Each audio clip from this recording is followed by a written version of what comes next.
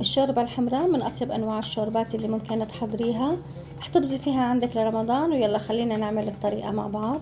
بطنجرة على النار بدي أضيف معلقتين زيت نباتي وبضيف عليهم بصلة مفرومة ناعم. بقلب البصلة شوي. أول ما تدبل معي البصلة بدي أضيف عليها كاسة شعيرية. بقلب الشعيرية مع البصلة لحتى تاخد لون.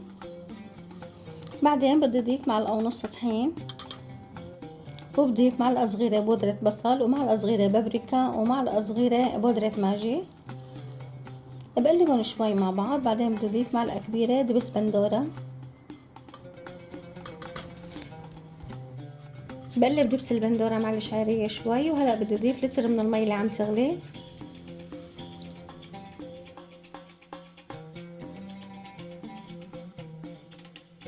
بظبط الملح وبتركها تغلي تقريبا 10 دقايق. وقبل ما أطفي النار بدي أضيف عليها شوية بقدونس مفروم. وهيك صارت جاهزة عندي. بدي اسكبها وبضيف عليها شوية من الخبز المحمص.